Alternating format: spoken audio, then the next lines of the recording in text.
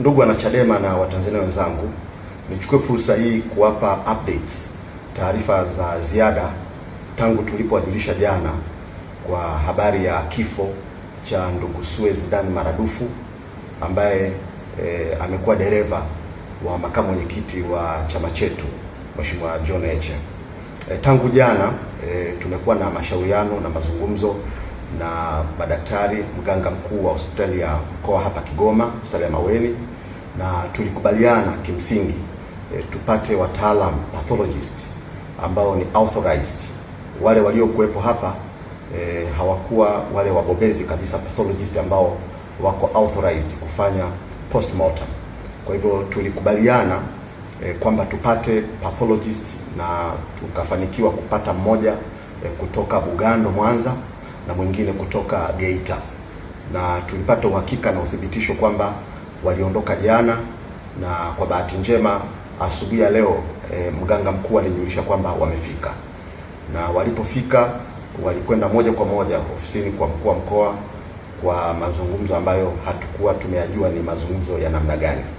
Lakini kitu ambacho kimekuwa kipya kidogo ni taarifa tuliyoipata leo kwa habari ya pathologist mwingine tena kutoka Dar es Salaam ambaye ametakiwa kuja kuungana na timu hii kwa ajili ya kazi hii, na jambo hili limepelekea kuchelewa kazi kuanza. Mpaka dakika hii tunavyozungumza ni saa 9 alasiri, bado zoezi la uchunguzi halijaanza, ilhali tulikuwa tumeshajiandaa zoezi litakapokamilika basi pengine saa 6 saa 7 tuweze kuanza safari ya kuelekea Tarime ili kuweza kukamilisha taratibu zingine zilizobaki mbele yetu.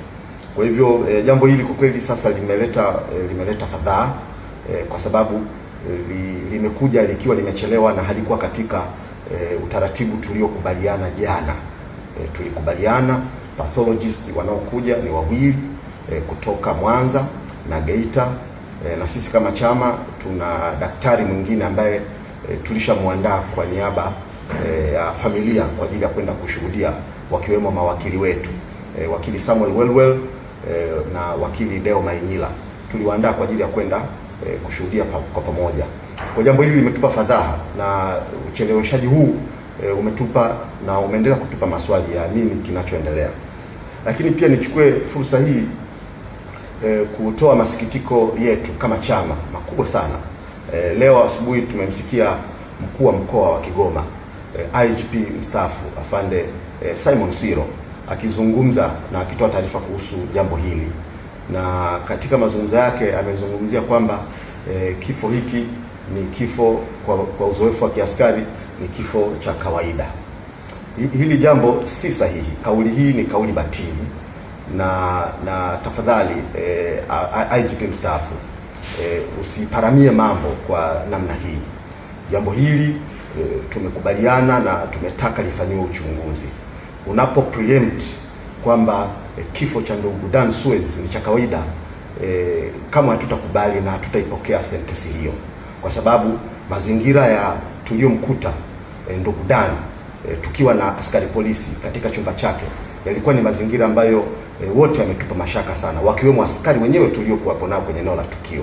Wote tulimwona marehemu Suez akiwa pale chini, alikuwa anavuja damu, alikuwa amevuja damu puani, damu zilikuwa zinatoka mdomoni, damu zilikuwa zinatoka masikioni, damu zilikuwa zinatoka kwenye jicho la kushoto, damu zilikuwa zinatoka.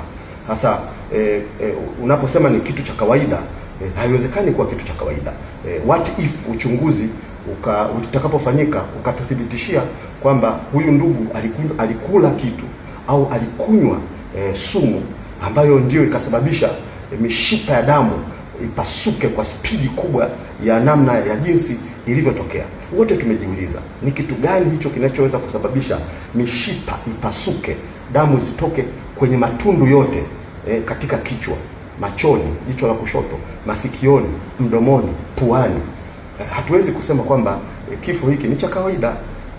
Maana yake tutakuwa tuna preempt uchunguzi, mwisho wa siku taarifa iseme ni kitu cha kawaida. Hapana, kauli hii ni batili, tunaikemea, tunailaani na hatuikubali. na Watanzania wapuuzie kauli hii ambayo pengine inataka kupreempt ripoti iseme nini. Uchunguzi huu utafanyika na tutakuwepo wote kushuhudia, kusimamia, ili tuelewe jambo hili, nini kimetokea kwa ndugu Dan Suez. Na nifafanue jambo hili kuhusiana na vitu alivyokutwa navyo. Dawa zinazozungumzwa kwamba zilikutwa katika begi lake ni dawa za kawaida, ni medical supplies za kawaida kabisa. Hata mimi kwenye begi langu ninaposafiri, utakuta nitakuwa na magnesium, nitakuwa na strepsils, nitakuwa na paracetamol. Ni dawa medical supplies ambazo ni za kawaida kabisa. Sasa inapotokea jambo hili linakuzwa na kufanywa kama kuna kitu cha attention, kwa nini tusizungumzie pia katika begi lake tulikuta fedha taslimu takriban shilingi 400,000 na shilingi 20,000 ambazo alikabidhiwa wakili Deo Mainyila, kijana wetu. Kwa nini tusiseme kwenye begi lake tulikuta vocha za simu? Kwa nini tusiseme kwenye begi lake tulikuta mafuta? Kwa nini kwenye begi lake tusiseme tulikuta vitu ambavyo ni vya kawaida kabisa mtu anapokuwa amesafiri? Sasa tunalisihi na tunawasihi watu ambao wana mamlaka ya kuzungumzia jambo hili kwenye engo yao, wasipreempt mambo, wasitengeneze hadithi au narrative yenye lengo la pengine kufanya watu waone au wapate habari ambayo itaweza kupindisha ukweli ambao Watanzania wote wanausubiri. Jambo hili kwa kweli limetushtua, limetupa fadhaa kubwa, kwa sababu ndugu Dan Suez kutoka kwa wasaidizi wa Mheshimiwa Heche ambao wako karibu naye, hakuonyesha dalili yoyote ya kwamba ana jambo fulani ambalo liko very complicated, jambo ambalo ni tete sana linalohusiana na afya yake. Kwa hivyo nirejee tu kusema kwamba katika hatua ya sasa tunahitaji uchunguzi huu kama jinsi tulivyokubaliana ufanyike kwa haraka.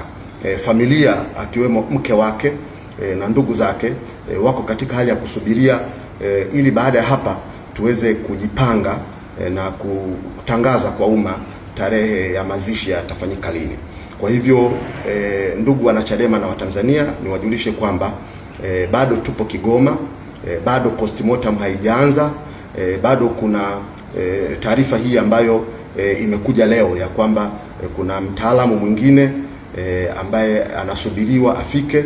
Wale ambao tulikubaliana jana kutoka Mwanza na Geita wako hapa, kwa tunasubiri hao ambao huyu ambaye anatarajiwa aje. Kwa hiyo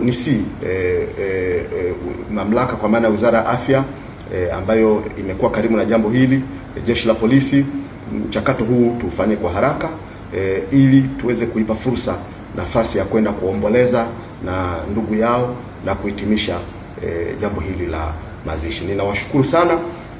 Tutakapokamilisha jambo hili basi tutawajulisha familia wamepanga tarehe gani ambayo ndio itakuwa siku ya mazishi. Asanteni sana.